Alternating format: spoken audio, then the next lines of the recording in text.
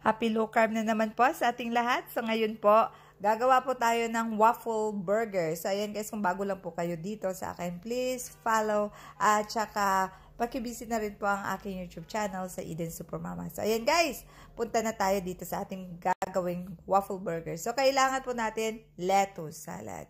So, ayan, lettuce po. Tapos, meron po tayong chicken breast. Ni-marinate po yan sa paprika, olive oil, powdered black pepper, at saka yung herbs na ginagamit ko lagi, yung herb de Provence. Meron po tayong kamatis, meron pa tayong itlog, meron po tayong shredded na cheese. So, ayan guys, lulutuin na natin. At pinaglutuan ko po dito guys, ay yung kung saan ko niluto yung aking waffle.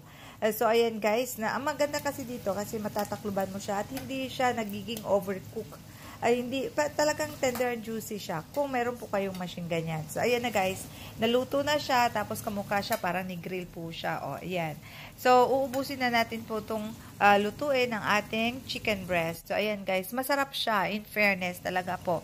Hindi ka magsisisi pag parang bumili ka na rin ng mga burger stores. So, ayan guys, ito na ang ating breast chicken natapos na nating lutuin. So, next, ang gagawin na naman po natin ay ihahanda na natin ang ating waffle. So, ayan guys, ang ating waffle ay syempre kailangan lang dyan at saka nagluto pa rin po pala tayo doon din ng ating itlog.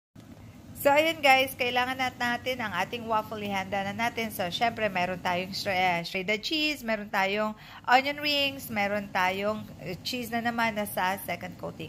So, ayan guys, lutuin natin ito. Depende po sa kung gusto ninyo crunchy, medyo tagalan ninyo magiging brownish. Pero kung medyo malambot lang, saglit lang, tapos, ayan na.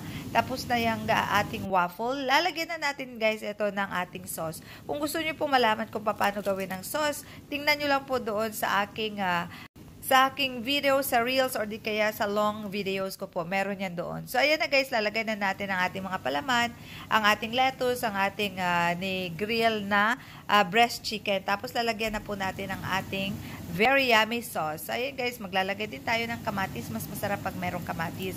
So, ayan, lalagay na rin uli natin ng sauce. Depende po sa inyo kung gaano kadaming sauce ilalagay ninyo. If you love sauce, so lagyan nyo po ng abundant. Pero kung hindi rin naman, lagyan nyo lang ng minimum. So, ayan guys, ilalagay na natin ang ating itlog. O, diba? Mas gusto ko kasi guys na ipapalaman sa aking burger ay yung mga fresh, hindi yung, syempre, iba naman kasi pag processed food na, diba? Masarap nga yun, pero mas masarap pag fresh na meat or eggs ilalagay natin. So, ayan na guys, takluban na natin. Yan ang mga mini waffle burgers natin. Pero kung gusto po ninyo na mas malalaki na waffle, yung machine po ninyo, isang buong, diba, nakita ninyo kanina, isang buong yun, wag nyo nang ikat.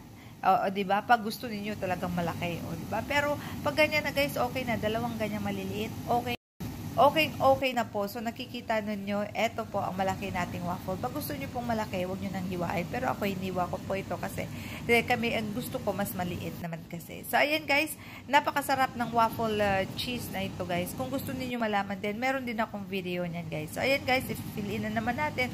As usual, maglalagay tayo ng sauce. Tapos, lalagyan na natin ang ating mga palaman, ng yung breast chicken natin na ni-grill.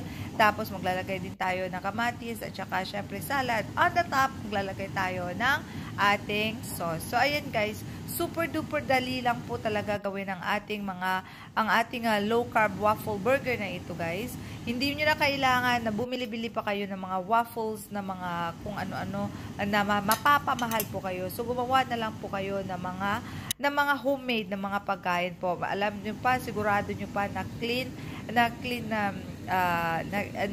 na low carb po ang inyong kinakain na pagkain. So, ayan guys, sana po nag-enjoy po kayo sa pagpanood ng aking paggawa ng aking waffle burger.